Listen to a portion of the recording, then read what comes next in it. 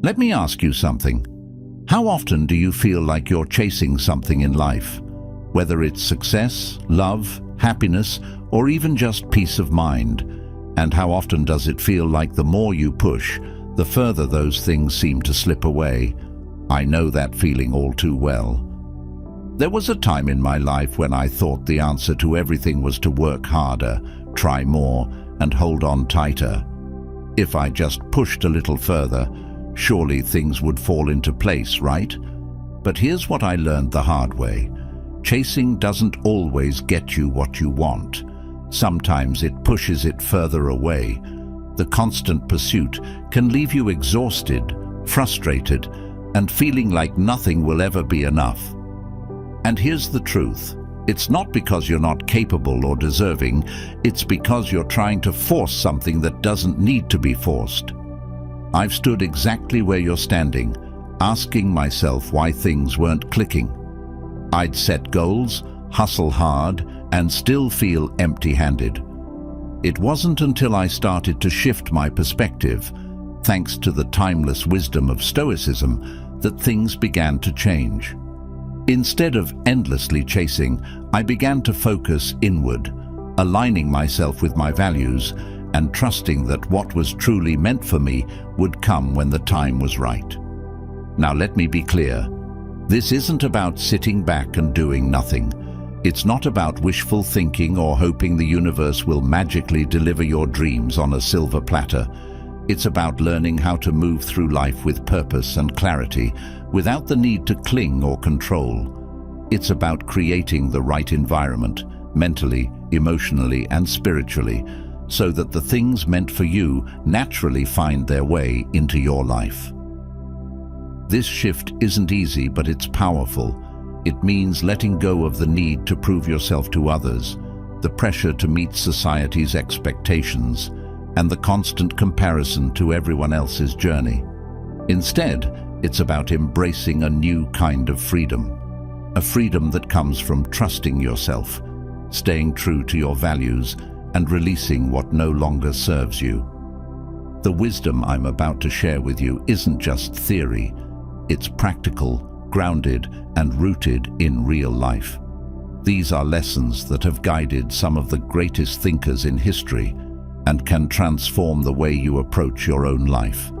They're not quick fixes or shortcuts, but timeless truths that, when applied, can create a foundation of peace, purpose, and fulfillment.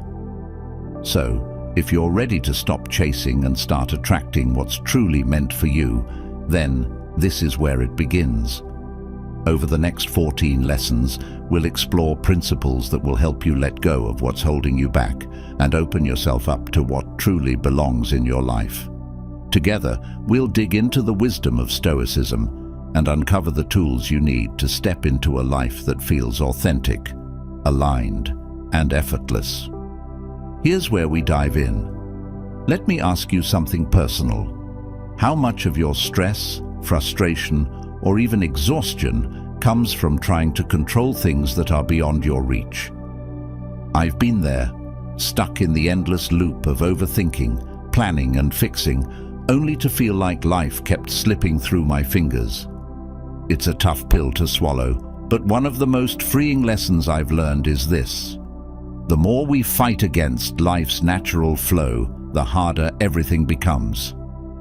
There's a rhythm to life, a current that's always moving whether we choose to acknowledge it or not.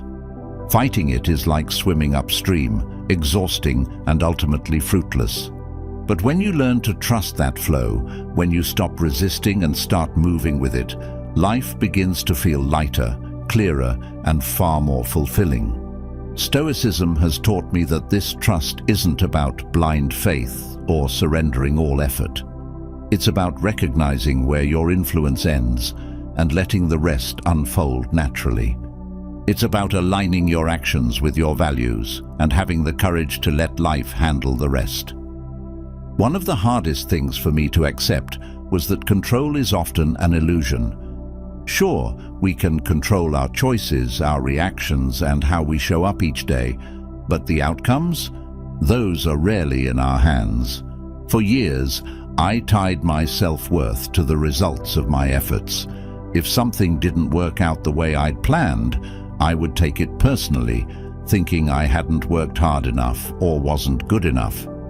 It wasn't until I embraced the Stoic idea of focusing only on what I could control, my intentions, my actions, and my mindset, that I found freedom from that self-imposed pressure. Life, I've found, has a way of surprising you when you stop gripping it so tightly. There's an ease that comes when you trust the flow. It doesn't mean giving up. It means giving space for the unexpected to unfold. Often what comes to you is far better than anything you could have forced. Think about the way nature works. Rivers don't rush to reach their destination. They flow, carving their path over time. Trees don't force themselves to grow. They stretch upward at their own pace. There's no rush, no resistance, just a steady, natural rhythm. Stoicism teaches us to mirror this approach in our own lives. When we stop resisting, we allow our energy to focus on what truly matters, rather than wasting it on battles we were never meant to fight. For me, trusting the flow also meant learning to let go of outcomes. Letting go doesn't mean apathy. It means freeing yourself from the weight of expectations. I've learned that when I focus on doing my best and let go of the what-ifs, I not only feel more at peace, but I also perform better. My energy isn't scattered or drained. It's directed and intentional. This trust extends to the challenges we face too. I used to view setbacks as roadblocks, things that stopped me from getting where I wanted to go. Now, I see them as part of the flow, opportunities to learn, grow, and redirect. Life isn't a straight line. It's a winding path with twists, turns, and detours. Trusting the flow means seeing those detours as valuable, not as failures. I remember a time when I was holding on to a situation I desperately wanted to work out. I did everything I could to control it, to force it to happen the way I thought it should. But the harder I tried, the worse it got. It wasn't until I let go, accepted the situation for what it was, and trusted that life had a bigger plan that things began to fall into place. It didn't happen overnight, but the outcome was far better than anything I could have imagined. Another lesson Stoicism taught me is the importance of patience. Trusting the flow requires patience, and patience is a skill we're rarely taught in a world that demands instant results. I've had to unlearn the idea that faster is always better. Some of the most meaningful things in life take time to develop. Relationships, personal growth, career paths. When we trust the flow, we give those things the space they need to unfold naturally. It's also about learning to embrace uncertainty. This was a tough one for me because, like many people, I liked to have a plan. I wanted to know what was coming next, to prepare for every possible outcome. But Stoicism reminds us that uncertainty is not our enemy. It's simply a fact of life. The sooner we accept it, the sooner we can stop wasting energy trying to control the uncontrollable. One of the most empowering aspects of trusting the flow is the freedom it brings. When you stop resisting, you start seeing life as it is, not as you wish it would be. This clarity allows you to make better decisions, to focus on what truly matters, and to let go of distractions that don't serve you. It's like clearing away the clutter from your mind and creating space for what's truly important. There's a peace that comes from knowing you've done your part and leaving the rest to unfold. It's not about being passive, it's about being wise. It's about understanding that life is a partnership. You show up, give your best, and then trust that the flow will carry you where you're meant to go. I'll leave you with this. Trusting the flow isn't about perfection or always getting it right. It's a practice, something you cultivate over time. Start small. Let go of one thing you're trying to control today and see how it feels. Focus on what you can do in this moment and let the rest unfold. Trust me, life has a way of surprising you when you stop trying to force it. Let's move forward with this mindset as we explore the next lesson together. There's so much more to uncover about aligning yourself with the natural rhythm of life and learning how to let go of what no longer serves you. Trusting the flow of life is freeing, but there's something that often stands in the way: attachment. If you've ever felt stuck, like you couldn't move forward because you were clinging to a specific outcome or idea, then you know what I'm talking about. Attachment can feel like safety, but more often than not, it's a chain. It keeps you locked into expectations, tied to things that might not even be meant for you. Letting go of those attachments isn't just liberating, it's transformational. I've struggled with this myself, and I can tell you that learning to let go is one of the hardest yet most rewarding things you can do. It's not about not caring, it's about caring in a healthier, freer way. It's about releasing your grip, trusting that life knows what it's doing, and creating space for the right opportunities to come your way. Letting go starts with recognizing what you're holding on to too tightly. For me, it was often the need for control over how things played out.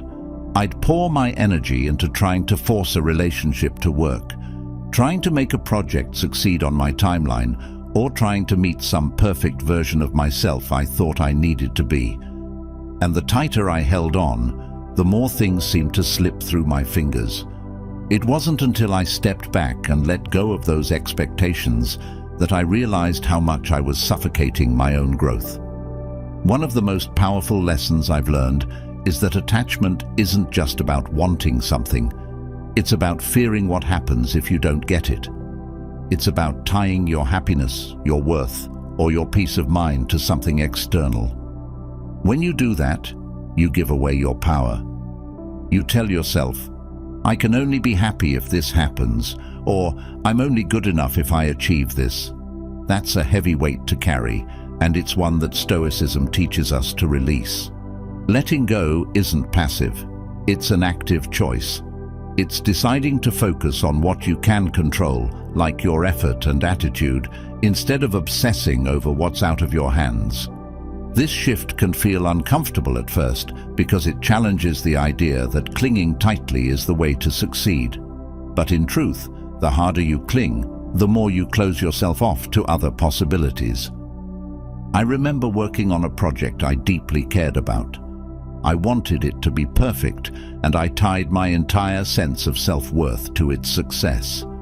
Every setback felt like a personal failure, and every delay left me spiraling in frustration. It wasn't until I let go of my attachment to the outcome and focused instead on the process, the work itself, that I found peace. Ironically, that's when everything started to fall into place. When you stop trying to control every little detail, you leave room for things to unfold in ways you never expected. Letting go also means making peace with loss. This is where many people struggle, myself included.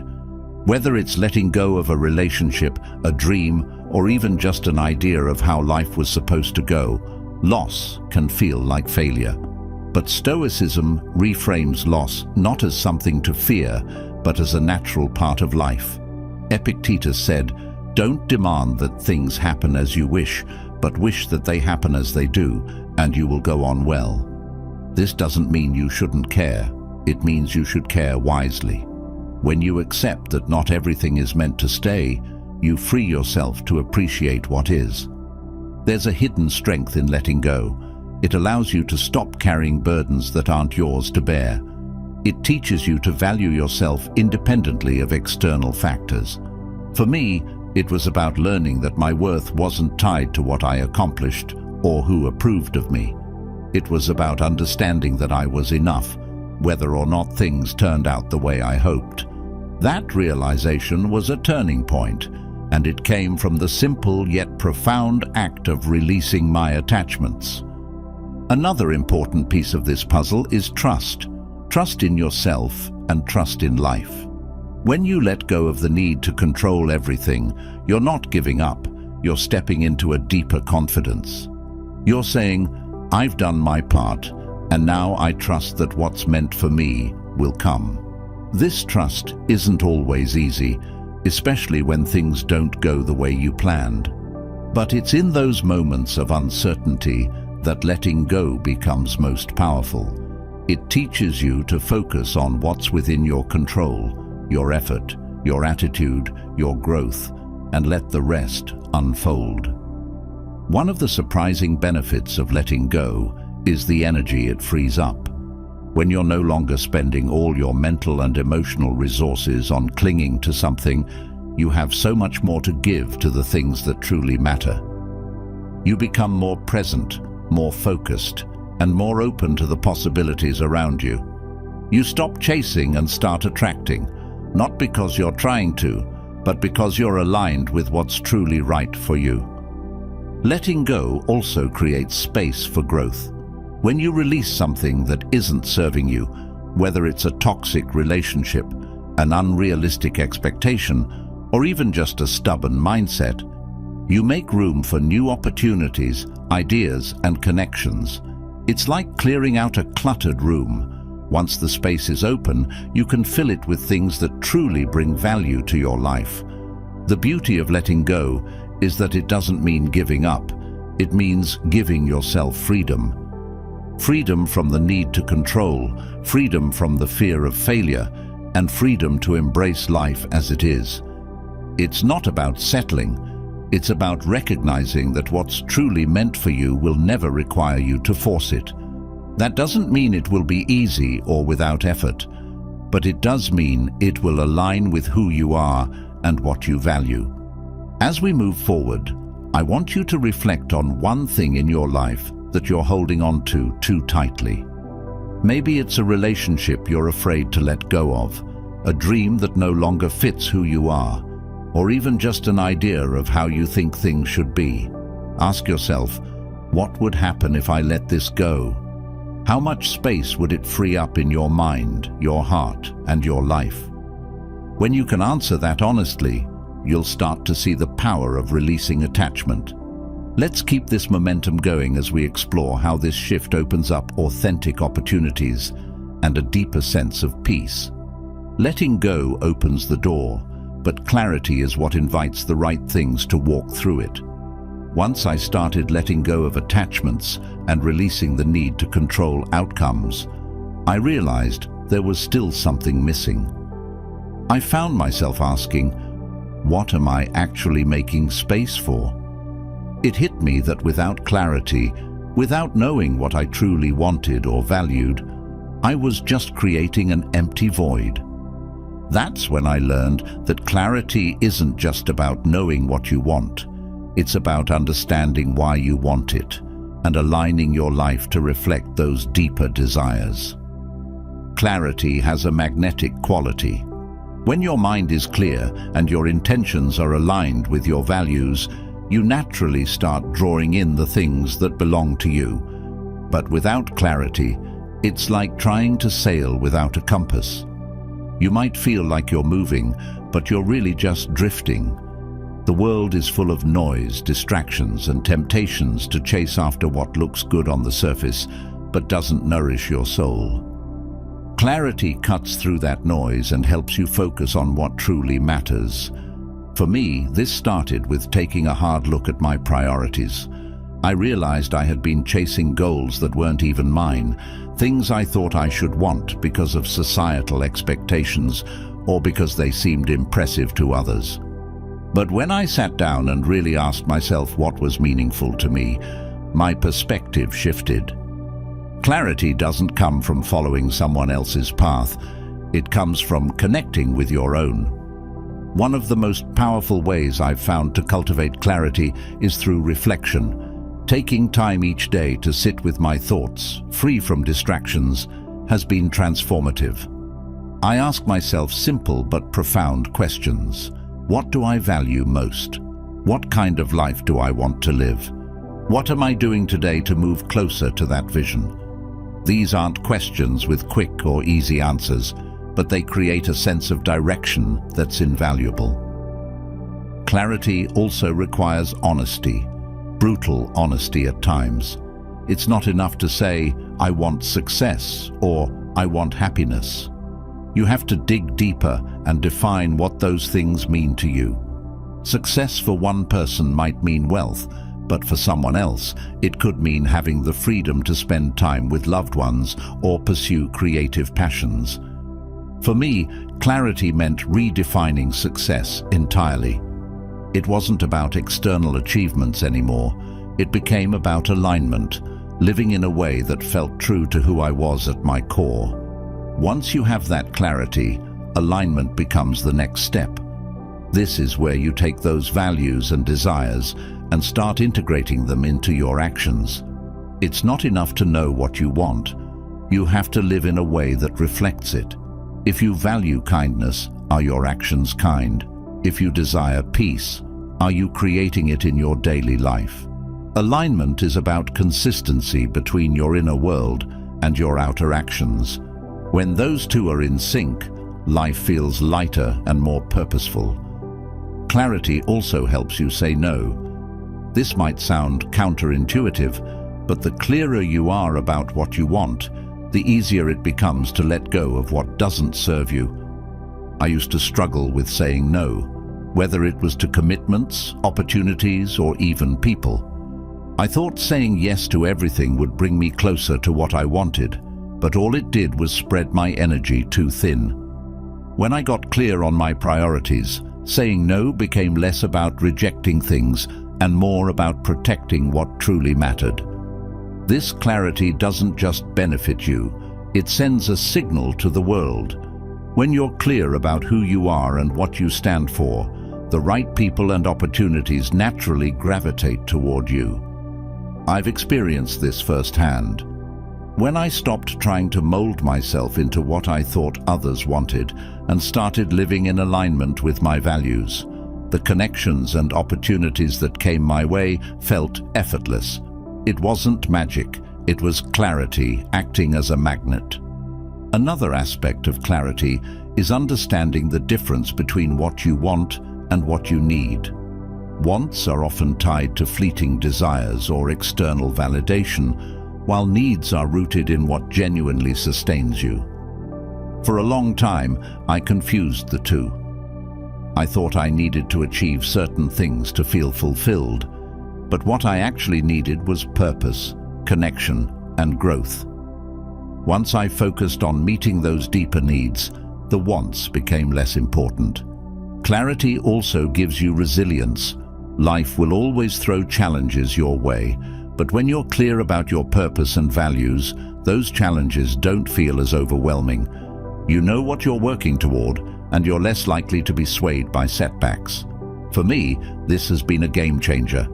When I face obstacles now, I see them as temporary detours, not dead ends, because my clarity keeps me grounded. Developing clarity isn't something you do once and then forget about. It's an ongoing practice. Life changes, and so do you. What matters to you today might not be the same as what mattered 5 years ago, and that's okay. The key is to keep revisiting those core questions and staying connected to your evolving self. Clarity is like a garden. It requires regular tending to thrive. Clarity brings peace. There's a calm that comes from knowing you're living in alignment with your truth. It doesn't mean life is always easy or that everything falls into place perfectly, but it does mean you're no longer at war with yourself. You stop chasing things that don't matter and start attracting what does. That peace, that sense of alignment, is worth everything. As we move forward, let's carry this understanding of clarity with us. It's not just a tool for navigating life.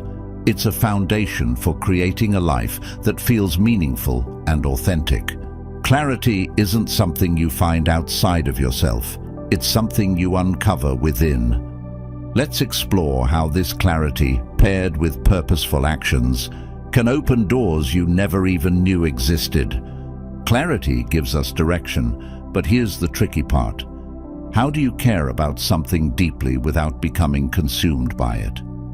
How do you give your heart to a goal, a person, or a dream without losing your sense of self when things don't go as planned? This was a question I wrestled with for a long time, and the answer came when I learned the power of detachment, not as indifference, but as freedom. Detachment isn't about not caring. Let me make that clear. It's about caring in a way that doesn't tether your happiness or identity to the outcome. For years, I thought if I cared about something, I had to pour every ounce of myself into it and obsess over the results.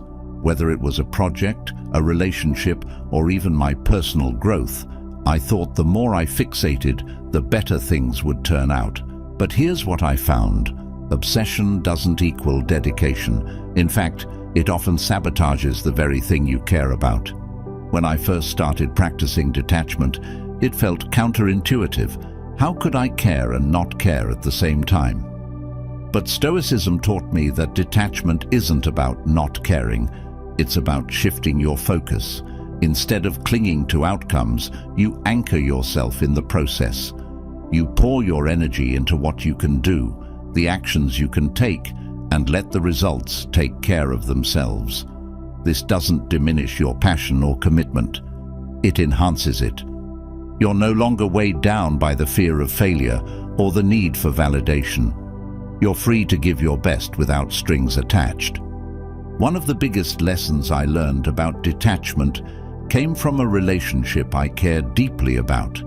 I wanted it to work so badly that I started losing myself in the process, overanalyzing every conversation, constantly worrying about how I was being perceived and trying to control every detail. It wasn't until I stepped back and let go of the need for a specific outcome that I found peace. I could still care about the person and the relationship, but my happiness wasn't dependent on whether or not it worked out. This shift allowed me to show up more authentically, and ironically, it strengthened the connection because I was no longer suffocating it with my expectations. Detachment also taught me resilience. When you care deeply without being attached, you're better equipped to handle setbacks. You can face disappointment without being destroyed by it. For example, when I worked on a professional project that didn't meet my expectations, detachment helped me see it not as a failure, but as an opportunity to learn. Instead of being consumed by frustration, I could objectively evaluate what went wrong and move forward with clarity and purpose. Another aspect of detachment is realizing that the things you care about don't define you. I used to think that if I didn't succeed in certain areas, it meant I wasn't good enough. But Stoicism taught me that my worth isn't tied to outcomes. It's rooted in how I show up and the effort I put in. This realization was freeing. It allowed me to pour myself into my work and relationships without the constant fear of falling short. Detachment also fosters healthier relationships. When you're not attached to how someone responds to you or whether they meet your expectations, you can love and support them without trying to control them. This doesn't mean you lower your standards or tolerate disrespect. It means you give people the freedom to be themselves while maintaining your own sense of self. I found that when I approach relationships this way, they become stronger and more authentic. There's less pressure, less tension, and more room for genuine connection. One of the hardest parts of detachment is letting go of the need for certainty. As humans, we crave control and predictability, but life is inherently uncertain. When you learn to embrace this uncertainty, you become more adaptable and less anxious. I've experienced this in both big and small ways, from navigating career changes to dealing with unexpected challenges in my personal life. Detachment doesn't eliminate uncertainty, but it helps you find peace within it. Practicing detachment also means being present. When you're not fixated on outcomes, you can fully engage with the moment. I used to spend so much time worrying about the future or dwelling on the past that I missed what was happening right in front of me. Detachment brought me back to the present, allowing me to appreciate the process, the effort, and the experience itself. Detachment isn't about doing less, it's about doing more of what matters. When you're not consumed by what might happen, you can focus all your energy on what you're doing right now. I've found this to be especially true in creative projects. When I stopped obsessing over whether something would be successful and started focusing on the joy of creating, my work improved, and the results took care of themselves. One of the most valuable tools for cultivating detachment is self-awareness. You have to recognize when you're becoming overly attached and ask yourself why. Is it fear? Is it insecurity? Is it the need for approval? When I started identifying the root causes of my attachments, I could address them directly instead of letting them control me. This self-awareness has been a game changer in how I approach both challenges and opportunities. Detachment also creates space for growth. When you're not clinging to a specific path or outcome, you're more open to new possibilities. I've experienced this time and time again. Opportunities I never could have planned for have come into my life simply because I wasn't so focused on forcing a particular outcome.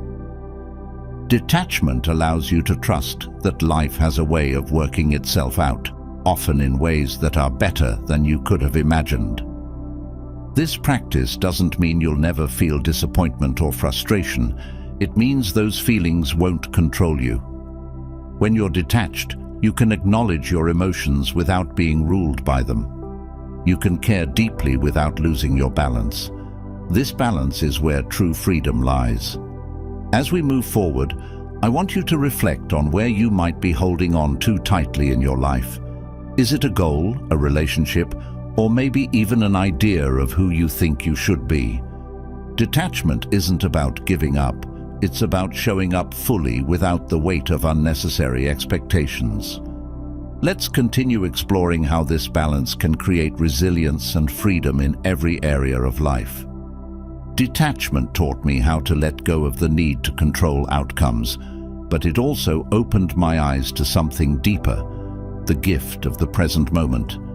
I realized how often I lived with one foot in the past, replaying what I couldn't change, and the other in the future, worrying about what might or might not happen. It left me standing in the middle of my life, disconnected from the very moment I was living. The truth is, the present moment is all we ever really have, yet we often treat it like it's not enough. I've learned that joy, peace, and fulfillment aren't hiding somewhere in the future. They're here now, waiting to be embraced. But to find them, we have to let go of the distractions that pull us away from the present. Stoicism teaches us that serenity doesn't come from what's happening outside of us. It comes from how we choose to engage with life as it is right now. Trusting the future isn't about ignoring it. It's about knowing that by living fully in the present, you're creating the foundation for what comes next. One of the most important lessons I've learned about living in the present is the power of gratitude. Gratitude isn't just about listing the things you're thankful for. It's about truly seeing the richness of what's around you.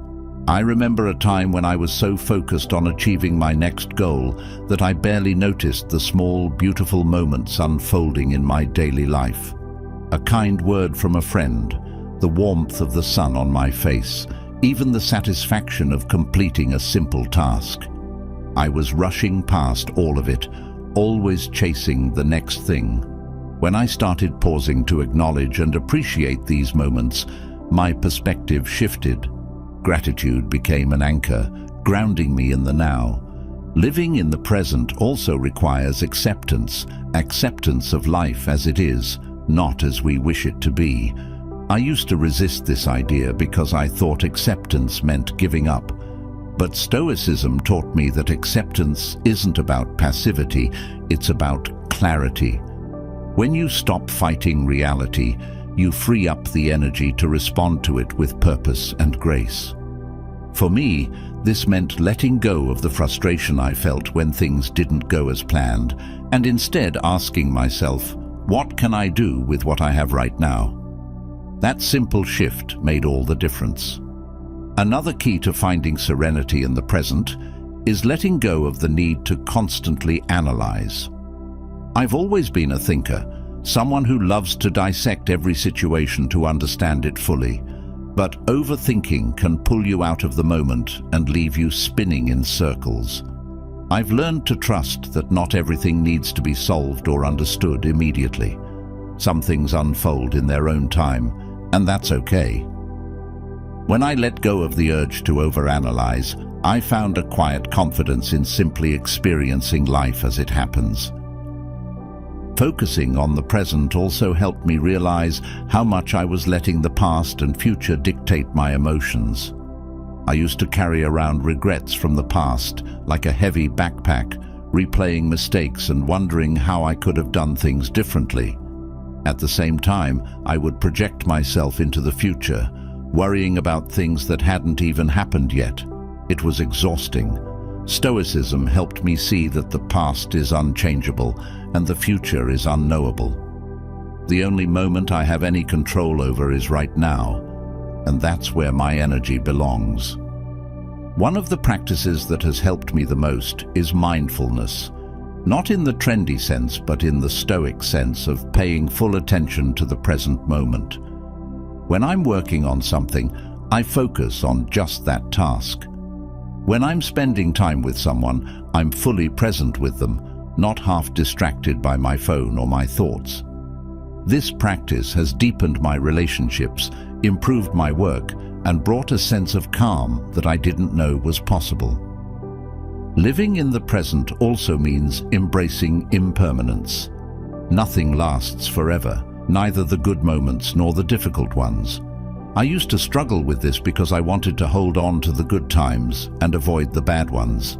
But Stoicism taught me that life is a constant flow, and trying to hold on to any part of it only creates suffering. When you accept impermanence, you start to cherish each moment for what it is, knowing it's unique and fleeting. It's not about sadness, it's about appreciation. Trusting the future doesn't mean ignoring it or failing to plan. It means having faith that by living with integrity and purpose in the present, you're setting the stage for what's to come. I've found that when I focus on doing my best today, tomorrow takes care of itself. This trust isn't blind. It's rooted in the knowledge that your actions now ripple out into the future. It's about planting seeds without needing to dig them up to see if they're growing. Another lesson that deepened my connection to the present was learning to let go of distractions. Our world is filled with noise, constant notifications, endless to-do lists, and the pressure to always be busy. I used to equate busyness with productivity, but all it did was pull me away from what truly mattered. When I started simplifying my life and focusing on fewer things, I discovered a sense of clarity and joy that had been buried under all the noise. Living in the present also means embracing the simple pleasures that life offers. I used to overlook these because I was so focused on chasing big achievements, but I've learned that joy often hides in the small, ordinary moments. The taste of your favorite meal, the sound of laughter, the feeling of a deep breath filling your lungs. These moments are gifts, and they're available to us every single day if we take the time to notice them. Living fully in the now doesn't mean ignoring challenges or pretending everything is perfect. It means facing life as it is, with all its beauty and complexity, and choosing to engage with it wholeheartedly. Trusting the future isn't about hoping for the best. It's about knowing that you're building something meaningful with every action you take today. As we move forward, let's carry this awareness with us. The present moment is your starting point, your foundation, and your compass. By fully inhabiting it, you create a life that's rich, grounded, and aligned with your deepest values. Let's continue exploring how to weave this practice into every aspect of our journey. Life isn't about chasing, forcing, or exhausting yourself to make things happen. It's about aligning with what truly matters, letting go of what doesn't serve you, and trusting that what's meant for you will find its way. Over these 14 lessons, we've explored the timeless wisdom of Stoicism, lessons that teach us to trust the flow of life, release attachments, embrace clarity, care deeply without obsession, and find joy in the present while trusting the future. I hope these ideas resonate with you as much as they have with me. They aren't just abstract concepts. They're tools you can use to create a life that feels meaningful, balanced, and true to who you are. The beauty of Stoicism is that it's practical, grounded, and built for real life. It helps us let go of unnecessary burdens and focus on what really matters, giving us the freedom to attract what belongs to us naturally. If there's one thing I want you to take away, it's this: you already have everything you need within you to live a life of purpose and peace. The answers aren't out there, they're within you, waiting to be uncovered. Now, I'd love to hear your thoughts. Which of these lessons spoke to you the most? What are you ready to let go of? Or where do you want to find more clarity? Drop a comment below. I read every single one, and I'm excited to continue this journey with you. And if you found value in this conversation, make sure to hit that subscribe button. This is just the beginning. Together, we'll keep diving into Stoicism and other life-changing ideas to help you grow, thrive, and live authentically. Until next time, take care, stay grounded, and trust in the flow. You've got this.